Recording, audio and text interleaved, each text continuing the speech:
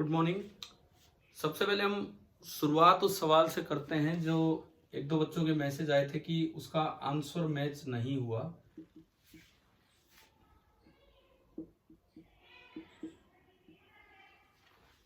Question number 33 था वो। देखो उसमें एक तो सी दिया हुआ था 50 पिको फेराड, वोल्टेज दी हुई थी 10 टू पावर 3 वोल्ट, जो वी मैक्स वहां पे था या जो उसकी वोल्टेज रेटिंग थी। तो उससे आपने चार्ज स्टोर निकाल लिया था क्यू मैक्स,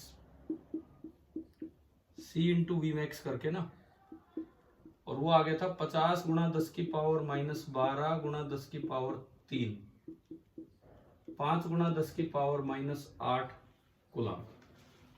यह आपने उसमें लिख लिया था। अच्छा, उसके बाद हमने ई मैक्स निकाला था।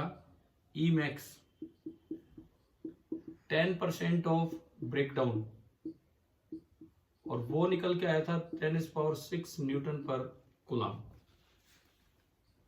आपको एरिया ऑफ प्लेट निकालना था। दो प्लेट्स के बीच में, अब मैं बताता हूं जो एक हल्की सी गलती वहां रही होगी, शायद यही वाला मिस्टेक हमने किया होगा यहाँ पे। उसमें एक डाइलेक्ट्रिक कांस्टेंट भरा था के।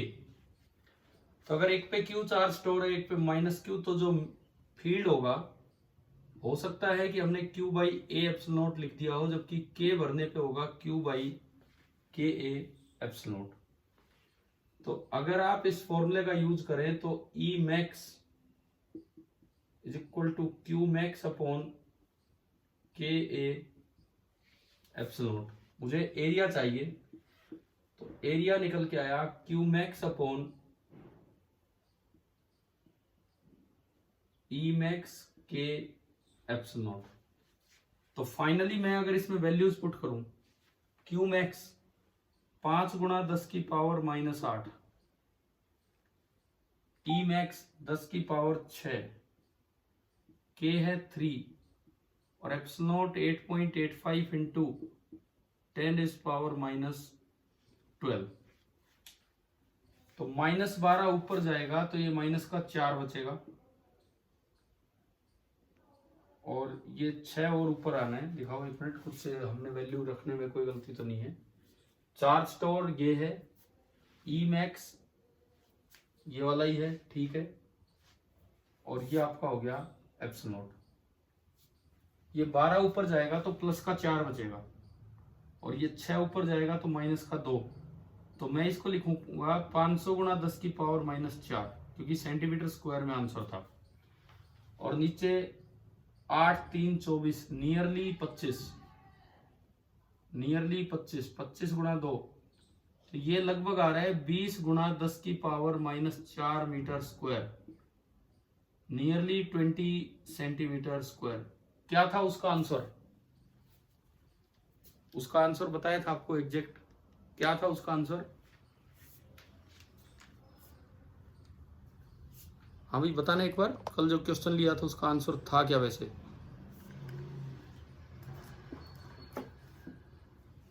मैं देखूं बुक में या आप बोल रहे हैं? हाँ जी सचिन, कुछ आंसर क्या था इसका? आंसर है सर 19 था। हाँ तो ठीक है, वो इतना ही आ गया ऑलमोस्ट ना, 20 सेंटीमीटर स्क्वायर।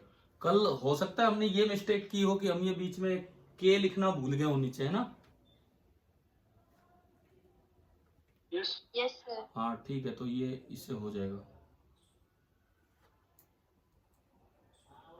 उसमें आप कर लीजिए वो करेक्शन, वहां जहां भी आपने लिखा था ना, उसमें आप ये कर लीजिए करेक्शन। एक बार पार्टिसिपेंट्स पे नजर डालूं, टोटल 28, मतलब 26 बच्चे जुड़े हैं।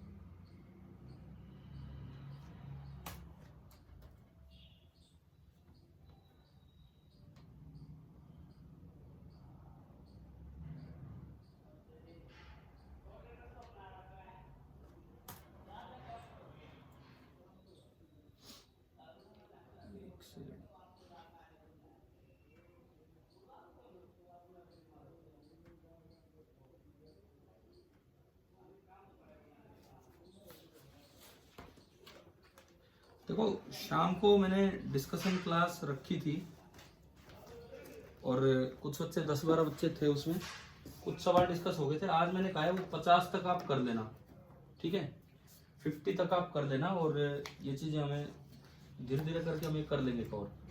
अच्छा, कल खुशबू जी आपका मैसेज आया था कि एक बार पैरेलल प्लेट मल्टी प्लेट वाला थोड़ा रिवाइज करवा दो। करना है क्या? मैं एक सवाल उस पर ले लेता हूँ, अगर वो देखना हो क्या था क्या नहीं। Yes sir. चलो ठीक है, एक क्वेश्चन लेते हैं मल्टी प्लेट कैपेसिटर पे। हालांकि पहले पढ़ाया था सर, अगर हाँ बोलो। सर्किट मल्टी इज कनेक्टेड हो तो उसका केस भी एक बार कराना हो। क्या कह रहे हो? सर्किट में सर, अगर मल्टीपल बैटरीज कनेक्टेड हो तो। अच्छा, बैटरी का कॉम्बिनेशन अभी हमने लिया नहीं है, चलो मैं करवा दूंगा एक सवाल। अभी पहले मैं मल्टी प्लेट पे ले रहा हूँ। मल्टीपल बैटरीज क्या होता है? जो कॉम्बिनेशन ऑफ बैटरीज है वो हम पढ़ेंगे करंट इलेक्ट्रिसिटी वाले पार्ट में, कि अगर बैटरी सीरीज में लगी हो, बैटरी पैरेलल में लगी हो, तो कैसे बैटरी का ईएमएफ इक्विवेलेंट बनता है। तो इसीलिए वो पार्ट अभी लिया नहीं था, क्योंकि कुछ पार्ट सर्किट का करंट में ज्यादा आना है। ठीक है, अभी तो आप एक बार ये जो पूछना चाह रहे हैं, मैं एक बार इस पे आता हूँ, फिर एक मल्टी बैटरी का भी ले लेंगे। Multi plate parallel plate capacitor,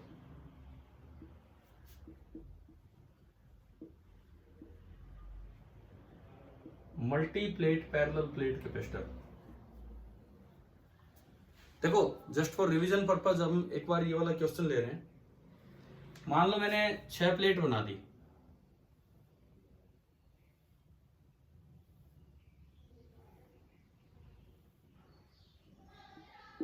area of one side of each plate, let it be A. मान लो सेपरेशन सभी के बीच का d है। Plate number 1, 2, 3, 4, 5 and 6। और सपोज सी नोट एक टर्म है जो सभी में यूज होगी, epsilon naught A by D, उसको हमने बोल दिया सी नोट। अब मैं क्या करूं, मैंने प्लेट नंबर 1 और 5 को सपोज ज्वाइन कर दिया, यूं लो एक टर्मिनल बना दिया। सपोज प्लेट नंबर 2 पे एक और टर्मिनल बना दिया। इस तरह से कोई भी जो आपका मन करे वो आप बना सकते हो, टर्मिनल्स का कुछ नहीं है। सपोज 3 और 6 को आपने ज्वाइन कर दिया, ये इवन आप यहां दिखा सकते हो बी, कहीं भी जैसा आपका मन करे ये दिखा दिया। अब उसको छोड़िए कि चार्ज ऑन ईच प्लेट में, एक बार हल्का सा रिवीजन ले रहा हूं, तो find C equivalent between A and B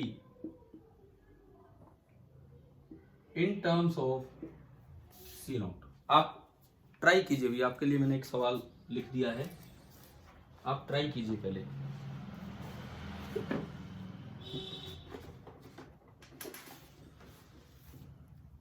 question note down कीजिए, देन उसके बाद इसको अटेम्प्ट कीजिए।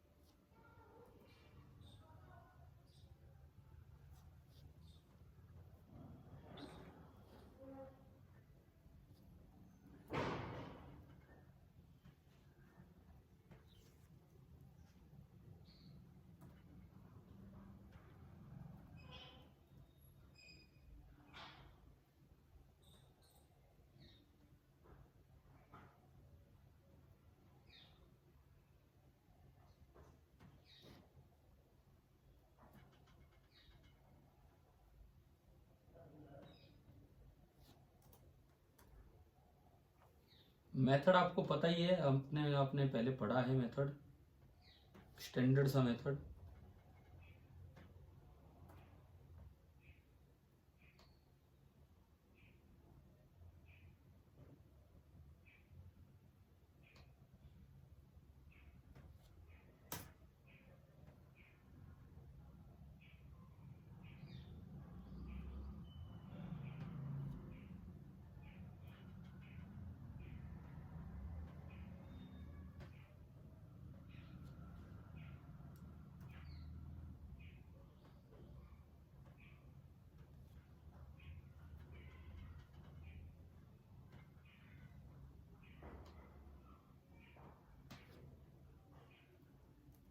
किसी का कुछ आंसर आए तो बताना भाई।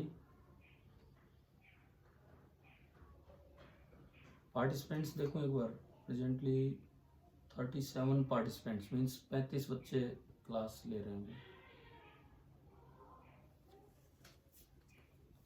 हाँ जी, in terms of C answer बोलिए कुछ बना हो तो। सी नोट है बस, ओनली सी नोट। पता नहीं मुझे क्या बनेगा, मैंने सोल्व भी नहीं किया। नितिन सर नमस्कार। हाँ जी सर नमस्कार। सर मैं कह रहा था कुछ बच्चे जैसे कि ऐसे वैसे नाम से जुड़े हुए हैं तो एक हो गया अपने रियल नेम से आए सर। यार बच्चों अपने नाम ठीक करो। आप कौन बोल रहे हैं? आप कौन बोल रहे हो सर? मैं धर्मेंद्र बोल रहा हूँ सर। अच्छा अच्छा अच्छा भाई बच्चों अपना नाम सही लिखा करो यार, आप लोग ना ऐसे मत किया करो।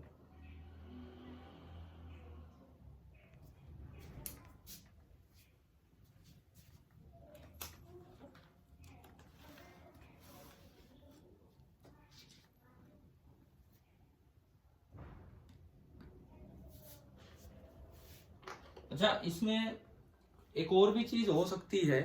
अक्सर जैसे यहाँ तो हमने सारे डी डी डी ले लिए, मैंने आपको बताया था कि कभी कोई 2D भी हो जाए, D/2 भी हो जाए, कुछ भी हो सकता है, बताया था।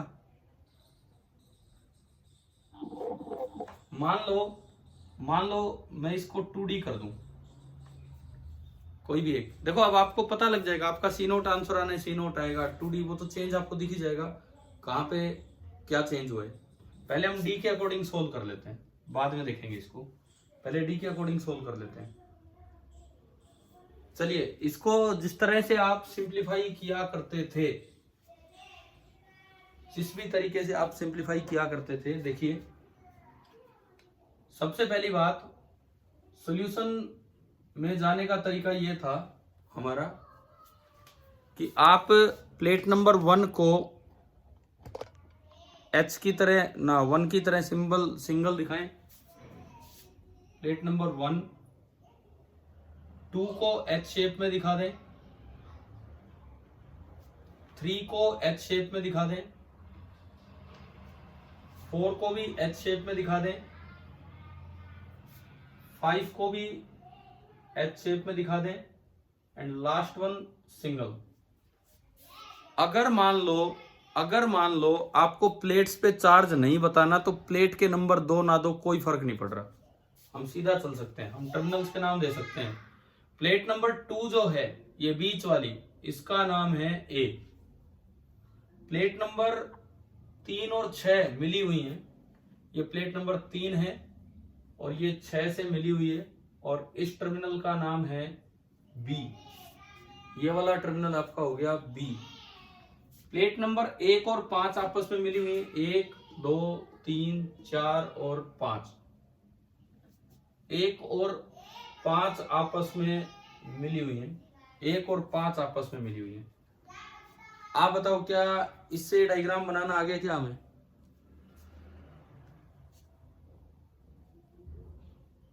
हाँ भाई, क्लियर है? ठीक है।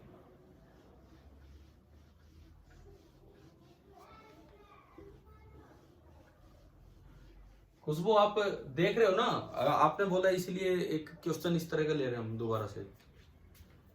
Yes sir. तो देखो, अगर प्लेट के नंबर भी डालने होते, ये प्लेट नंबर 1, ये 2, ये 3, ये 4, ये 5 और ये वाला 6, और जो जैसे ज्वाइन कर रखा था मैंने ज्वाइन करवा दिया। इसका कोई नाम नहीं था, मैंने इसको नाम दे दिया डी, ये डी और ए के बीच में हो गया, ये बी आ रहा है तो ये ए और बी के बीच में हो गया, ये कोई नया नाम दे दो एक्स तो ये बी और एक्स, और ये डी है ही, ये डी है ही, हो गए सारे टर्मिनल्स। अब देखो आपको क्या करना है, इक्विवेलेंट किन किन के बीच में निकालना था, इक्विवेलेंट किन किन के बीच में निकालना है इसमें, ए और बी।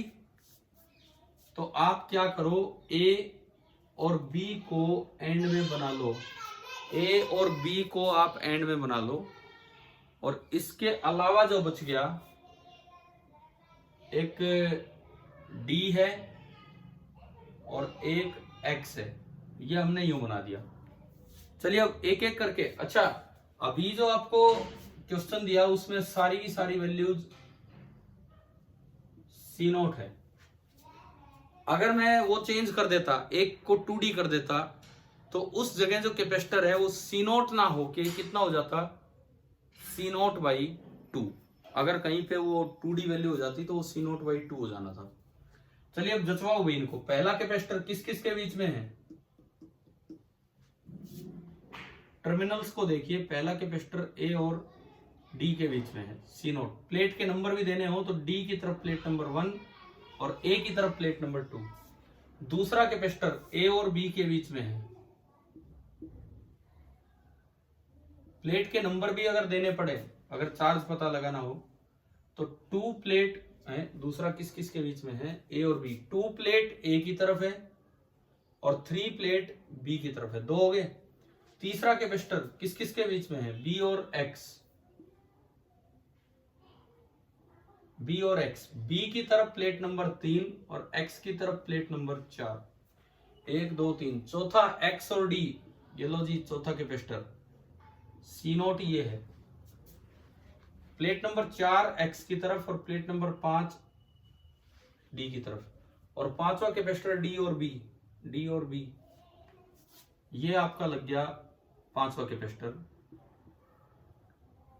डी और बी। और ये सी नोट, प्लेट नंबर 5 डी की तरफ और प्लेट नंबर 6। देखो प्लेट्स के नाम देने की जरूरत तभी है जब चार्ज और नीच प्लेट बताना हो। फिलहाल ये आ गया। अभी मैं एक बार सी नोट तक का मेथड बता रहा हूं कि कैसे हम निकालें सी नोट। देखिए बताओगे, अब दिख गया होगा आसानी से, ये दोनों किसमें, ये दोनों सीरीज की पैरेलल, सीरीज में सी नोट और सी नोट का कितना होगा, सी नोट और सी नोट बाई 2। फिर वो सी नोट बाई 2 इस सी नोट के साथ पैरेलल में जुड़ जाएंगे, तो इस पूरे का कितना हो गया, इस 3 सी नोट बाई 2। फिर वो 3 सी नोट बाई 2 और सी नोट सीरीज में, तो इनका बनेगा 3 C naught by 2 into C naught upon इनका सम 5 सी नोट बाई 2। ये सी नोट बाई 2 से सी नोट बाई 2 गया और ये आया 3 सी नोट बाई 5। और इस 3 सी नोट बाई 5 के ऊपर लगा हुआ है सी नोट, तो सी इक्विवेलेंट बताओ क्या आएगा, पैरेलल में है वो 3 सी नोट बाई 5 प्लस, हाँ कोई बच्चा आप में से सी नोट बोल रहा था, सी नोट तो आ ही नहीं रहा है, ये तो आ रहा है 8/5 सी नोट। तो आप भाई इसको ना ढंग से अच्छे से नोट कर लीजिए, ये आया।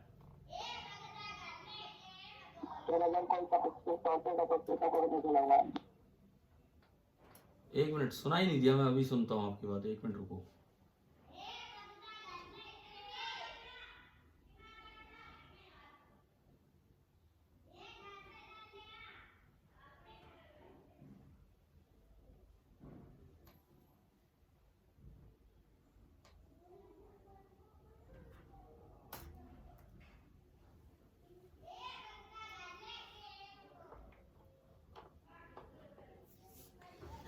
हाँ जी, अब बोलिए क्या कह रहे थे आप।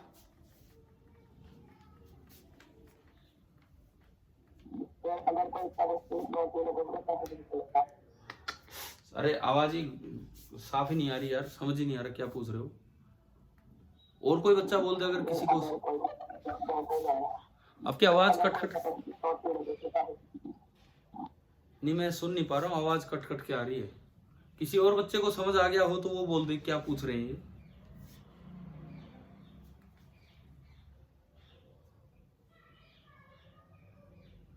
आप लिख दो, मैसेज लिख दो, या तो समझ नहीं आ पाया क्या पूछना चाह रहे हो।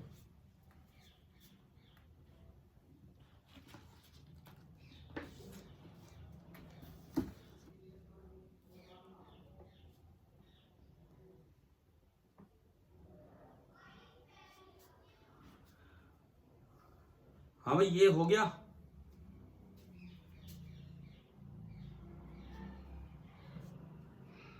बताओ ये नोट हो गया क्या?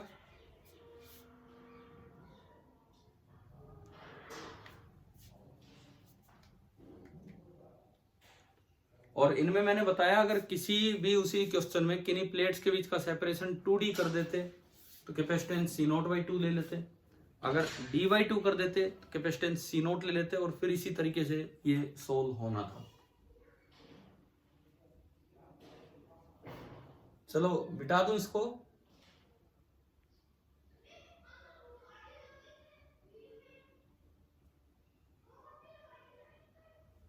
एक मिनट, कोई कैपेसिटर सॉर्टेड है तो कैसे पता करें? देखो यार इसमें बताता हूं, सॉर्टेड है तो कैसे पता करें। ये देखिए आप, मल्टीप्लेट में सॉर्टेड कैपेसिटर का कैसे पता लगेगा वो देखिए। यही पूछ रहे थे क्या यार आप बोल के? ठीक है, 1 2 3 4 5, सपोज ये है, ये एक टर्मिनल निकला हुआ है ए, ये दो प्लेट्स डायरेक्टली जोड़ दी इस तरह से, और ये एक टर्मिनल निकला हुआ है बी इस तरह से, ये दिया है बस। और ये सारे C0 C0 C0 है, बराबर है। This is plate number 1, plate number 2, plate number 3, plate number 4 end plate number 5, ये दिया सपोज हमें।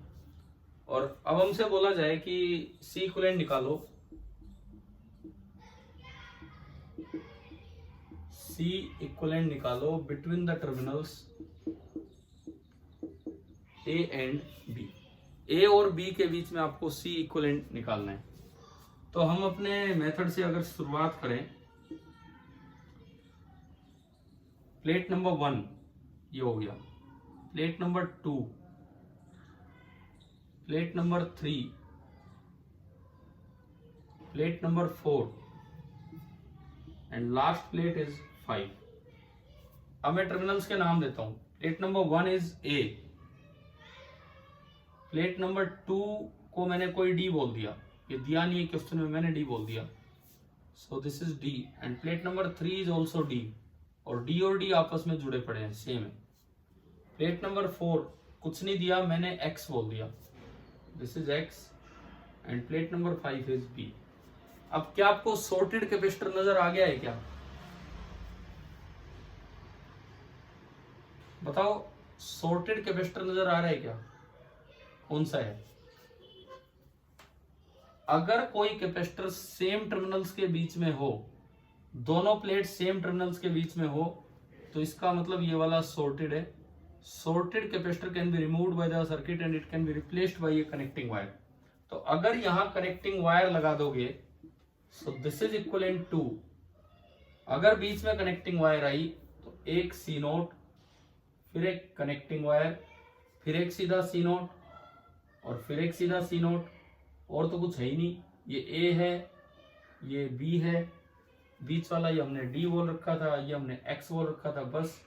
अब बता दो C इक्विवेलेंट कितना आ गया? तीनों सीरीज में है तो C इक्विवेलेंट कितना आ गया? C0/3। हाँ भाई, आप जो पूछना चाह रहे थे आपको क्लियर हुआ कि नहीं? ठीक है, कर लीजिए। ये भी अगर लिखना हो तो इस तरह पता लगाया जाता है।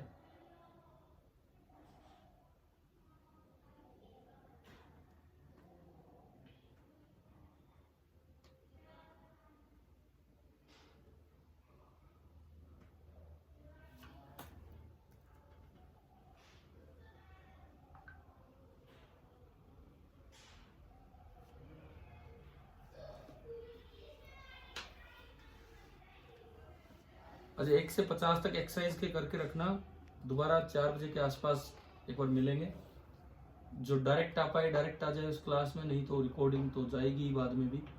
और अपने डाउट्स कल की तरह आप एक बार भेज देना, फिर मैं बोर्ड पे लिख देता हूँ भाई ये सवाल हैं जो हमें डिस्कस करने हैं।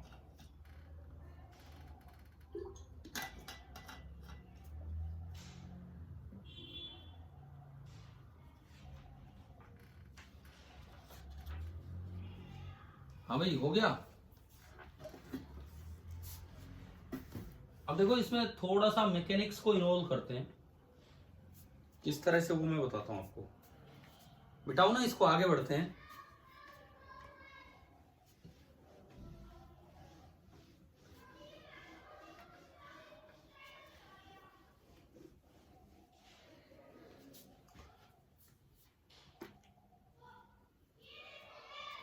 ये कोई एक बैटरी है 20 वोल्ट की, क्वेश्चन की फॉर्म में ही हम ले रहे हैं।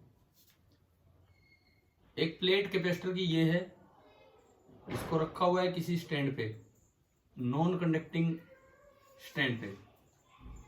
एक प्लेट हमने कैपेसिटर की ली जो कि नॉन कंडक्टिंग स्टैंड पे रखी हुई है,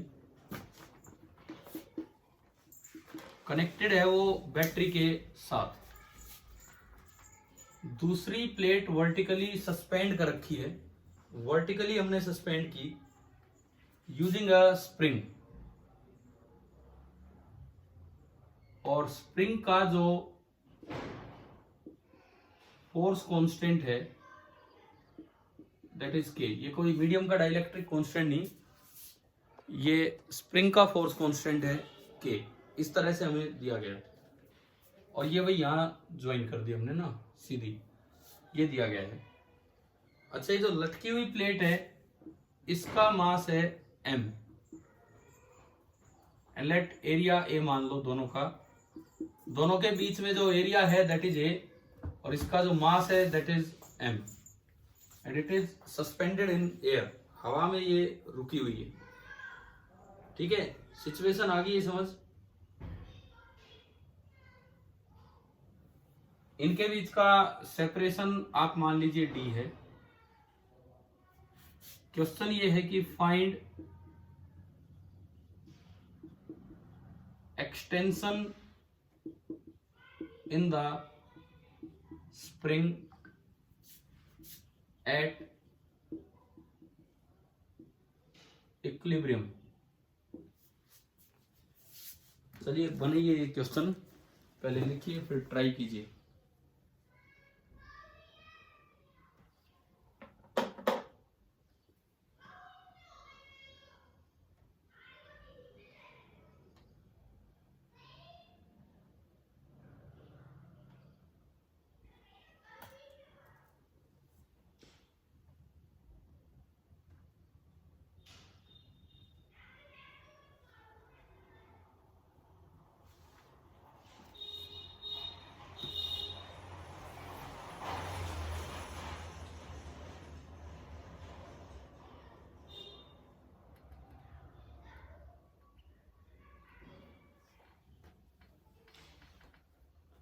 थोड़ा सा मैकेनिक्स को इन्वॉल्व किया है और कुछ नहीं।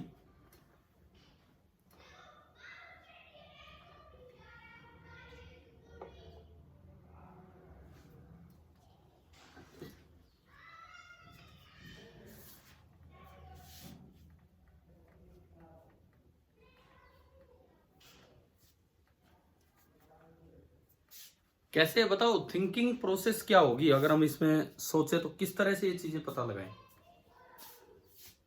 थोड़ा मैं इसको छोटा करूंगा।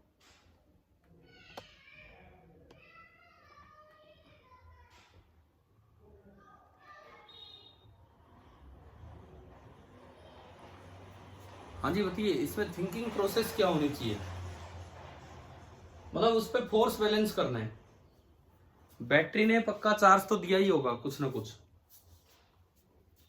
अगर मैं सोचो इसको सोल्व करने की, क्वेश्चन बना लिया क्या आपने, बताओ लिख लिया क्या ये क्वेश्चन। हाँ भाई क्वेश्चन का डायग्राम बना लिया है। Yes sir. ठीक है, देखो extension in the spring at equilibrium. ये vertically suspended, the plate is vertically suspended, ये है। तो सॉल्यूशन देखते हैं हम। जो ऊपर वाली प्लेट है, upper plate, is vertically suspended. Upper plate पे बैटरी का पॉजिटिव चार्ज आया होगा Q, इस पे एक फोर्स तो स्प्रिंग ने लगाया होगा। अगर स्प्रिंग में एक्सटेंशन x नोट है तो स्प्रिंग का फोर्स होगा K into x naught, where x naught is the extension in spring. एक इसका वेट नीचे लगेगा mg। एक फोर्स और रह गया, बताओ एक और फोर्स कौन सा लगेगा, वो बता दीजिए आप। इस सस्पेंडेड प्लेट पे एक और फोर्स लगेगा, कौन सा? कौन सा? नॉर्मल कहां से आ गया, कहीं रखी नहीं है ये इस पे। F electric, electrostatic. हाँ, हमने पढ़ा है ना कि दो प्लेट्स एक दूसरे को इतने फोर्स से खींचती हैं, Q²/2A एप्सिलॉन नॉट, पढ़ा होगा ये, यस सर। है ना। तो अब ये इक्विलिब्रियम में है तो इस पे फोर्स आप बैलेंस कर दीजिए। इक्विलिब्रियम में ये है तो आप इस पे बैलेंस कर दीजिए फोर्स। तो यहां से इक्वेशन बनी Kx0 बराबर mg plus Q²/2A epsilon not. x0 आया mg/k plus Q²/2KA epsilon not. अब सब कुछ दिख रहा है, बस Q नहीं पता, Q कहां से लेके आए। एक कैपेसिटर पे जो चार्ज स्टोर्ड होता है, this will be C into V। C कितना है फिलहाल इस प्लेट का, इन दोनों प्लेट्स का, जिस तरह का अरेंजमेंट दिया है तो C कितना होगा, एप्सिलॉन A/D। यहां से Q बराबर आ गया एप्सिलॉन A/D इंटू V, और ये Q² जब इसमें रखोगे तो फाइनली जो x0 निकल के आया mg/k प्लस Q का स्क्वायर करोगे तो एप्सिलॉन के स्क्वायर से एक एप्सिलॉन कटेगा, A के स्क्वायर से एक A कटेगा, दोनों कट गए नीचे वाले। V का स्क्वायर तो एज इट इज रहेगा, नीचे एक D का स्क्वायर आएगा, एक 2 पहले से है, एक K पहले से है, और एक D का स्क्वायर। हाँ जी, देखिए और समझिए कि आपको समझ आ गया है कि नहीं। इस तरह से हमें फोर्स बैलेंस करने थे इसमें।